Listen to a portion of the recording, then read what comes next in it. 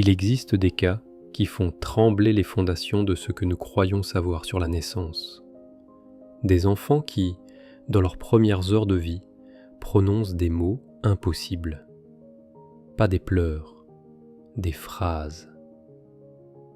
Je ne voulais pas revenir. Ces mots ont été documentés par des chercheurs en réincarnation à travers le monde. Pas une fois, des centaines de fois. Des enfants de quelques heures, parfois quelques jours, qui parlent d'un endroit qu'ils ont dû quitter. Un lieu de lumière, de paix complète. Et ils pleurent, pas parce qu'ils sont nés, mais parce qu'ils ont été arrachés de là où ils étaient. Une mère en Inde a raconté à un chercheur : « Mon fils a ouvert les yeux et a dit : « Pourquoi m'avez-vous ramené ici ? Il n'avait que 3 jours. Comment peut-il parler ? Comment peut-il se souvenir ? Les neurologues n'ont pas d'explication. Le langage ne se développe pas avant des mois. La mémoire prénatale n'est pas censée exister. Et pourtant, ces enfants parlent, avec une clarté qui glace le sang. Un garçon en Thaïlande, documenté par Ian Stevenson, a décrit l'endroit d'où il venait. C'était lumineux, il n'y avait pas de douleur, personne ne souffrait. Et puis on m'a dit que je devais partir. Je ne voulais pas, mais je n'avais pas le choix. Pas le choix. Ces mots reviennent encore et encore dans les témoignages, comme si la naissance n'était pas une bénédiction, mais un retour forcé, une conscription cosmique dans un monde de souffrance que l'âme avait quitté avec soulagement. Kübler-Ross a rencontré de tels enfants. Elle a documenté leurs histoires avec une fascination troublée. Car si ces enfants disent la vérité, alors la question qui émerge est terrifiante. Sommes-nous vraiment libres ? Ou sommes-nous les prisonniers d'un cycle que nous ne comprenons pas ? D'autres enfants parlent de ceux qui les ont envoyés. Pas des parents, pas Dieu, des êtres qui leur ont dit « C'est ton tour maintenant, tu dois y retourner ». Certains décrivent cela avec tristesse, d'autres avec colère, mais tous avec la même résignation. Peut-être as-tu ressenti quelque chose de similaire dans ta propre vie. Pas un souvenir clair, mais une sensation, comme si tu n'avais jamais vraiment voulu être ici, comme si tu avais été envoyé en mission sans ton consentement. Les psychologues appellent cela de l'aliénation existentielle. Mais que se passe-t-il si c'est plus profond ? Si c'est la mémoire enfouie d'un moment où tu as dit non, mais où on t'a dit « tu n'as pas le choix ».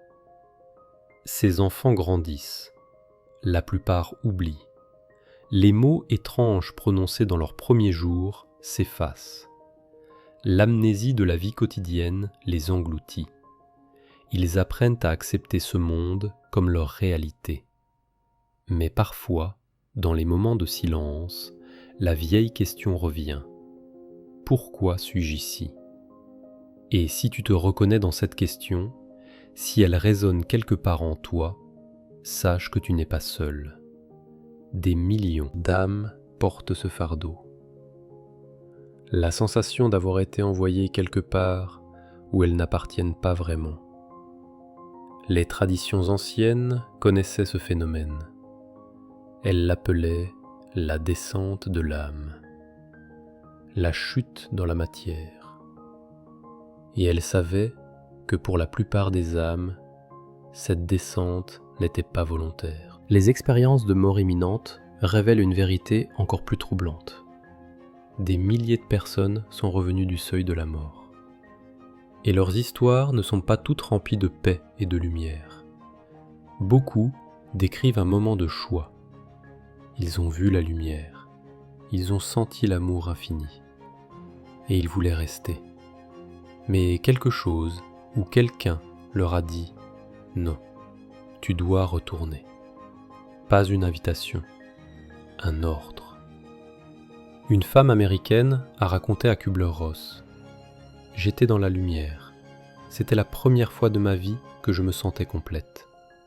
Et puis, une voix m'a dit : « Ce n'est pas encore ton moment. » J'ai supplié. J'ai dit que je ne voulais pas retourner. Mais je me suis senti poussé, littéralement poussé, comme si des mains invisibles me renvoyaient de force dans mon corps. Elle s'est réveillée dans l'unité de soins intensifs, en pleurs, pas de joie d'être vivante, mais de chagrin d'avoir été arrachée de là où elle appartenait vraiment. D'autres rapportent une sensation encore plus dérangeante. Ils n'ont pas entendu de voix, ils n'ont pas vu d'être. Ils ont juste senti une force magnétique irrésistible qui les tirait vers le bas, vers le corps, vers la douleur, vers la vie. Un homme en Allemagne a décrit cela comme un aspirateur cosmique. Il a dit : « Je n'avais aucune envie de revenir, mais je n'avais aucun contrôle. C'était comme si un mécanisme automatique se déclenchait, et je ne pouvais rien faire pour l'arrêter. » Alors, qui décide ? Si l'âme ne veut pas revenir, mais revient quand même, alors qui ou quoi exerce ce pouvoir ? Est-ce notre âme supérieure qui sait mieux ? Est-ce une loi cosmique impersonnelle ? Ou est-ce quelque chose de plus sinistre ? Le bardo Todol tibétain parle d'une attraction vers la naissance. Après la mort, l'âme traverse 49 jours de vision et de confrontation avec son propre karma. Si elle ne réussit pas à atteindre la libération, elle commence à ressentir un désir irrésistible de retourner dans un corps physique. Mais les textes tibétains utilisent un mot intéressant. Ils ne disent pas que l'âme choisit de renaître. Ils disent qu'elle est entraînée, poussée par ses propres désirs non résolus, ses attachements, ses peurs, comme un toxicomane qui ne peut pas résister à sa drogue. La matière devient l'addiction de l'âme, et la renaissance devient une rechute cosmique. Certains chercheurs en réincarnation ont noté un schéma troublant. Les âmes qui reviennent rapidement, dans les mois ou années suivant leur mort, rapportent souvent des vies difficiles, pleines de souffrances, comme si elles avaient été précipitées dans un nouveau corps sans préparation adéquate. Peut-être parce qu'elles n'ont pas eu le choix, peut-être parce qu'elles ont été poussées. Si cette idée te trouble, si elle réveille quelque chose en toi, prends un moment pour réfléchir. As-tu déjà senti que ta vie n'était pas vraiment la tienne, que tu jouais un rôle écrit par quelqu'un d'autre ? Les gnostiques du IIe siècle avaient une vision radicale de la réalité. Pour eux, le monde matériel n'était pas une création divine, c'était une prison. Et la réincarnation n'était pas un chemin d'évolution, c'était un piège. Ils enseignaient que l'âme vient d'un royaume de lumière pure, mais elle est tombée ou a été trompée dans le monde de la matière. Et maintenant, elle est piégée dans un cycle sans fin de naissance et de mort, contrôlée par des entités qu'ils appelaient les archontes. Ces archontes ne sont pas des dieux bienveillants, ce sont des gardiens de prison. Ils s'assurent que les âmes restent dans le cycle, que nous oublions qui nous sommes vraiment, que nous revenons encore et encore, croyant que nous apprenons, alors qu'en réalité, nous sommes juste exploités. Cette vision semble sombre, paranoïaque même. Mais considère ceci. Pourquoi oublions-nous tout à la naissance ? Si la réincarnation est vraiment un processus d'apprentissage, pourquoi effacer toutes les leçons précédentes ? Pourquoi recommencer à zéro à chaque fois ? Un système éducatif qui efface toutes tes connaissances avant chaque examen ne serait pas appelé enseignement, il serait appelé torture. Les traditions orientales offrent une perspective différente. Elles disent que la réincarnation est une opportunité, une chance de grandir, d'évoluer, de se perfectionner jusqu'à ce que nous atteignions l'illumination et que nous n'ayons plus besoin de revenir. Mais même dans ces traditions, il y a une reconnaissance troublante. Le cycle est appelé samsara, et samsara signifie littéralement errance sans fin. Ce n'est pas décrit comme quelque chose de désirable, c'est décrit comme quelque chose dont il faut s'échapper. Le Bouddha lui-même a appelé la vie dukkha, souffrance. Son enseignement entier visait à sortir du cycle, pas à l'améliorer, pas à le maîtriser, à en sortir complètement. Alors même dans les visions les plus optimistes de la réincarnation, il y a cet aveu. Être piégé dans le cycle est un problème, pas une bénédiction. Kübler-Ross a lutté avec cette question pendant des années. Elle a vu des preuves de réincarnation, des enfants qui se souvenaient de vies passées avec des détails vérifiables. Mais elle a également vu la douleur que cela causait, l'impression d'être piégée, de ne jamais être libre. Elle a finalement conclu que les deux perspectives pouvaient être vraies. Peut-être que pour certaines âmes, la réincarnation est une école. Elles reviennent volontairement pour apprendre. Mais pour d'autres, c'est une prison. Elles reviennent parce qu'elles ne peuvent pas partir. La différence, la conscience.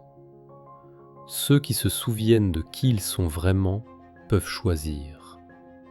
Ceux qui oublient sont emportés par le courant. Et si tu lis ceci en ressentant une résonance étrange, comme si ces mots réveillaient quelque chose de profondément enfoui, peut-être es-tu l'un de ceux qui commencent à se souvenir. Martin Heidegger, le philosophe allemand, a inventé un terme, Geworfenheit, être jeté. Il décrivait la condition humaine fondamentale. Nous sommes jetés dans l'existence sans avoir été consultés. Tu ne choisis pas de naître, tu ne choisis pas ta famille, ton corps, ton époque. Tu te réveilles soudainement dans un monde que tu n'as pas créé, vivant une vie que tu n'as pas planifiée. Heidegger pensait que c'était une caractéristique de la réalité humaine. Mais que se passe-t-il si c'est plus littéral, si c'est la mémoire voilée d'un moment réel où tu as été effectivement jeté dans ce corps, dans cette vie? Beaucoup de gens ressentent ce qu'on pourrait appeler une mission dans leur vie, quelque chose qu'ils sont censés accomplir, mais ils ne savent pas ce que c'est, ou qui leur a donné cette mission. C'est comme avoir un rendez-vous dont tu ne te souviens pas avoir pris. Tu sens que tu dois faire quelque chose, mais tu ne sais pas quoi, et personne ne te l'a dit clairement. C'est juste là, dans le fond de ton esprit, te harcelant, te rappelant que tu n'es pas ici par accident, mais aussi que tu n'as pas vraiment choisi d'être ici. Cette sensation est commune, presque universelle, et c'est étrange. Si la vie était vraiment aléatoire, si nous étions vraiment juste des accidents cosmiques, pourquoi tant de gens sentent-ils qu'ils ont un but? Les traditions ésotériques parlent d'un contrat d'âme. Avant la naissance, l'âme conclut un accord. Elle choisit sa famille, son corps, ses défis principaux. Tout est planifié, tout a un sens. Mais voici le piège. Ce contrat est signé dans un état de conscience élargi. Un état où l'âme voit le tableau d'ensemble, où la souffrance temporaire semble un petit prix pour une grande leçon. Puis l'âme naît, et l'amnésie frappe. Soudain, tu ne vois plus le tableau d'ensemble. Tu ne te souviens pas du contrat. Tu es juste dans la douleur, la confusion, te demandant pourquoi tu as été maudit avec cette vie particulière. C'est comme signer un contrat en état d'ivresse et se réveiller le lendemain avec les conséquences, sans souvenir d'avoir accepté. Est-ce juste? Les gnostiques diraient non. Ils diraient que c'est une tromperie, que les âmes sont amenées à accepter la réincarnation sous de faux prétextes. Les traditions orientales diraient oui, que l'oubli fait partie du processus, que si tu te souvenais de tout, tu ne ferais pas l'expérience authentique de la vie humaine. Mais toi, qu'en penses-tu ? As-tu l'impression d'avoir signé un contrat que tu ne te rappelles pas ? As-tu l'impression d'exécuter un plan que tu n'as pas consciemment créé ? Si oui, tu n'es pas seul. Des millions d'âmes partagent cette sensation. Et peut-être que reconnaître cette sensation est le premier pas pour retrouver la mémoire de qui tu es vraiment. Il y a un élément du processus de naissance que presque toutes les traditions spirituelles reconnaissent. L'amnésie. Le moment où tu entres dans le corps physique, quelque chose se ferme. Un voile descend. Et tout ce que tu savais avant disparaît. Les Grecs anciens appelaient cela les eaux du Léthé, le fleuve de l'oubli. Avant de renaître, l'âme doit boire de ce fleuve, et tout ce qu'elle savait s'efface. Le Bardo Todol décrit un processus similaire. À mesure que l'âme est attirée vers un nouveau corps, sa conscience devient de plus en plus brumeuse. Elle commence à s'identifier au futur corps, à ses futurs parents, à sa future vie. Et l'ancien je se dissout. Mais pourquoi ? Pourquoi l'univers ou Dieu, ou quel que soit le nom que tu lui donnes, insisterait-il sur l'amnésie ? Quelle est la fonction de l'oubli ? Une explication est que c'est de la miséricorde. Si tu te souvenais de toutes tes vies passées, de toutes les morts, de toutes les pertes, le poids serait écrasant. L'amnésie te donne un nouveau départ. Une autre explication est que c'est un test. Peux-tu retrouver la vérité sans souvenir direct ? Peux-tu reconnaître qui tu es vraiment, même après que tout a été effacé ? Une troisième explication, plus sombre, est que c'est un contrôle. Ceux qui contrôlent le cycle de réincarnation ne veulent pas que tu te souviennes. Parce que si tu te souvenais, tu pourrais refuser de revenir. Tu pourrais chercher une sortie. Kübler-Ross a rencontré des enfants qui se souvenaient de vies passées. Et elle a remarqué quelque chose de troublant. Ces enfants n'étaient pas heureux de se souvenir. Beaucoup étaient traumatisés. Ils pleuraient pour des familles qui n'existaient plus. Ils avaient peur de mourir à nouveau de la même manière. Le souvenir, dans ces cas, n'était pas une bénédiction. C'était un fardeau. Peut-être que l'amnésie est une protection. Pas contre nous, mais pour nous. Mais alors, il y a ces moments où quelque chose perce le voile. Tu rencontres quelqu'un et tu sais que tu le connais. Pas de cette vie, mais d'avant. Tu visites un endroit pour la première fois et c'est familier. Tu vis un événement et tu as le sentiment étrange de l'avoir déjà vécu. Ces moments sont des fissures dans l'amnésie, de brefs aperçus de ce qui a été effacé. Et ils te rappellent, il y a plus, beaucoup plus. Tu ne te souviens juste pas. Alors, que fais-tu avec cette connaissance ? Tu peux la rejeter, dire que ce sont juste des coïncidences, des tours de l'esprit. Ou tu peux écouter. Commencer à poser des questions. Commencer à chercher. Parce que peut-être que la vraie question n'est pas « Pourquoi oublions-nous » ? La vraie question est « Sommes-nous censés nous souvenir ? Et si oui, comment ?» Les traditions mystiques enseignent toutes la même chose. La méditation, la contemplation, le silence. Ce sont les outils pour percer le voile, pour retrouver la mémoire, pour reconnaître qui tu étais avant de naître et qui tu seras après ta mort. Et peut-être que c'est le vrai but de la vie. Pas d'accomplir une mission mystérieuse, pas de souffrir noblement, mais simplement de te souvenir, de réaliser que tu n'es pas ce corps, tu n'es pas cette personnalité, tu es quelque chose de bien plus vaste. Et une fois que tu te souviens, tu ne peux plus être piégé, parce que les prisons ne fonctionnent que sur ceux qui oublient qu'ils ont une clé. Peut-être que tu es en train de te souvenir en ce moment même. Peut-être que ces mots résonnent parce qu'ils ne sont pas nouveaux. Ils sont anciens. Tu les as entendus avant, dans une autre vie, dans l'entre-deux. Et si c'est le cas, alors bienvenue. Tu te réveilles et le voyage de retour à la maison a commencé. Si cette vidéo a touché quelque chose en toi, si tu ressens cette étrange nostalgie pour un endroit que tu ne peux pas nommer, partage ton expérience dans les commentaires.